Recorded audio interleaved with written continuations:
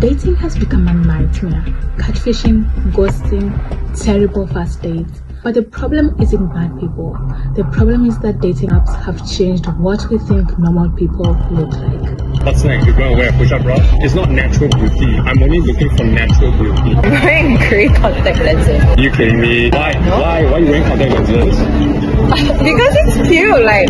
No, it's not. It's not cute. It's lying to me. Listen, I don't want to be in like a controlling relationship. Oh. But do you think there's any chance that maybe you can like control me? Like I can give you a controller and you can plug it in me. The fact that you're not gonna sleep with it doesn't make any sense. Well, you don't have to be weird about it. It's just like I'm not really like I don't my think time already, and the whole thing's gonna waste. Wow. Do you really feel what the fuck you're saying? And once your brain adjusts to that illusion, dating in real life feels almost impossible. Time and time again, we hear horror stories about first dates. In fact, we may have experienced these horror shows ourselves. From catfishing to terrible first date locations to people who are literally walking red flags the moment you meet them. Dating culture has become a dumpster fire, and I fear that it will continue to get even worse with time. So what exactly caused this shift? Because when you think about it, modern dating should make dating easier. I mean, after all today, there's significantly more inclusivity all across the world. People are more accepting of differences in religion, nationalities, race, and culture. Women have more autonomy over their dating choices than they did 50 years ago. Arranged marriages are declining and sexual empowerment is rising. And so, with all these changes, we should be experiencing a better dating environment overall, right? So what is actually going wrong? The problem is summarized in 2 words: dating apps. Before we dive into this deep, juicy topic, welcome to my channel. This is Physics Chat Room, where we analyze everything from modern dating culture, social media trends, and the psychology behind how we relate to each other. If you're someone who enjoys curiosity and loves to question, go ahead and click on that subscribe button and leave your thoughts in the comments below. Now, let's talk about dating apps. Today, dating has been reduced to one thing: dating apps. From Tinder to Hinge to Bumble, Grindr, the list goes on. There are all types of dating apps out there that have been created to supposedly help every single person have a chance at finding their person. There are now over 1,500 dating apps in the world, with a whopping user base of 350 million users globally.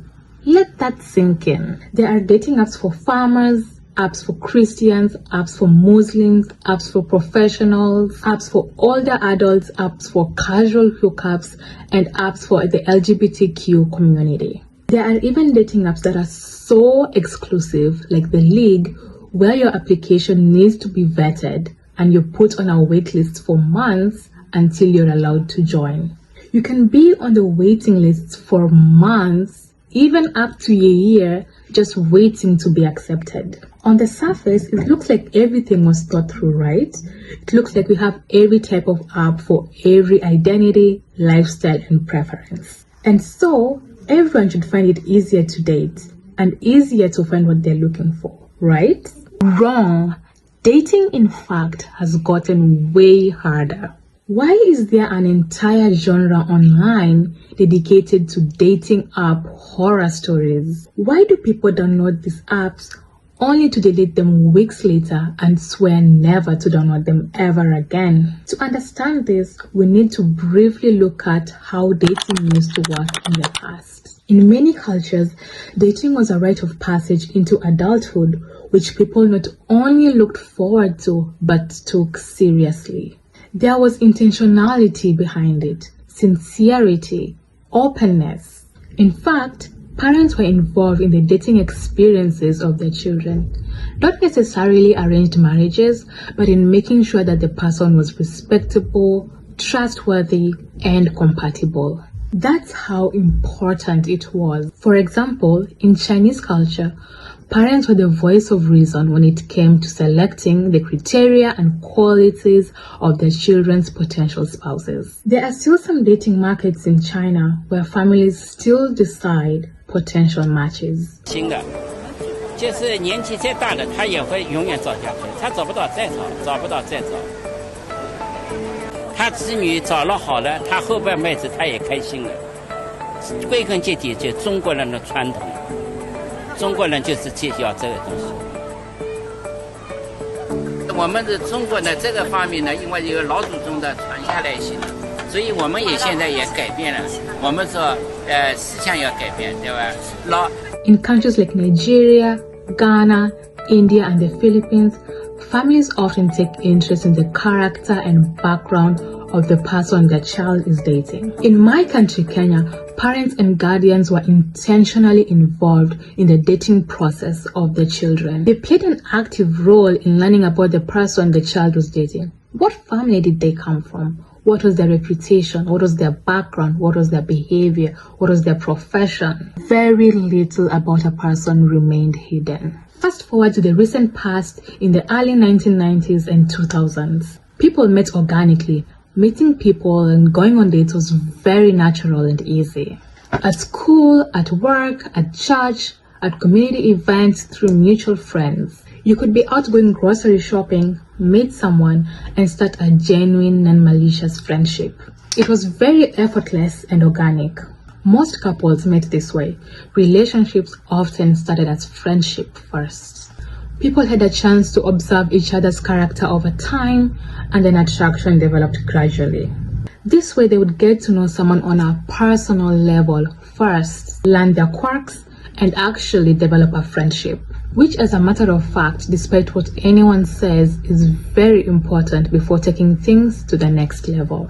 But today, the process has been completely reversed. The moment you open a dating app, the purpose is immediately clear: dating and often sex. There is almost no space to begin with friendship and organic connection. The abundance of apps and people using it gives an illusion of options, and no one is serious about finding a connection. Instead, the apps have trained us to evaluate people within seconds. You open an app and automatically it's swipe left, swipe right. Yes, no, yes, no, no, no, yes, yes, no. We have all been reduced to profiles. And let's be real, those profiles are not even a real reflection of everyday life. At best, they are highlight reels, carefully curated photos taken on someone's best day with the best lighting, best outfit, and sometimes, more often actually, filters. 10 photos taken out of an entire year of someone's life. Then using those few perfectly posed and impeccably dressed photos and just a handful of fun facts, you're expected to make a guess on who that person is. Then decide if you want to meet them and whether you want to pursue a relationship with them. Come on! It's bizarre. And not only that, the majority of people don't even want to get to know anyone. No. No, why would I come to your place? This is our first date. We're gonna like watch a movie or something. You got Netflix? Yes, I have Netflix, but like, no, I'm not coming over. Wait, really? Yeah. Alright. That's literally the thing, like when we just expect you to just fucking pay. Alright. The fact that you're not gonna sleep with me, that doesn't make any sense. What do you mean? I mean, okay, like... Okay, well, you don't have to be weird about it. It's just like, I'm not really sure, like, I don't think... You wasted my time already, and the whole thing's kind of a waste. Wow. I mean, nobody really disrespected me like that before. Like, I don't know what the heck. You don't have to be dramatic. That is not dramatic. Like, do you literally hear what the fuck you're saying? You literally... They don't want a date. They only want to rush in bed with you. These perfect photos have inflated what people think is average. It has made everyone so shallow and so focused on physical appearance, which, let's be honest, is not really a top factor in developing real deep connections. As a woman, when you're dating, your education means absolutely nothing to it. At this point, it seems like nothing about a woman matters to y'all except her body. But it's what has happened. Looks have naturally become the dominant deciding factor. There is minimal to no room for imperfection.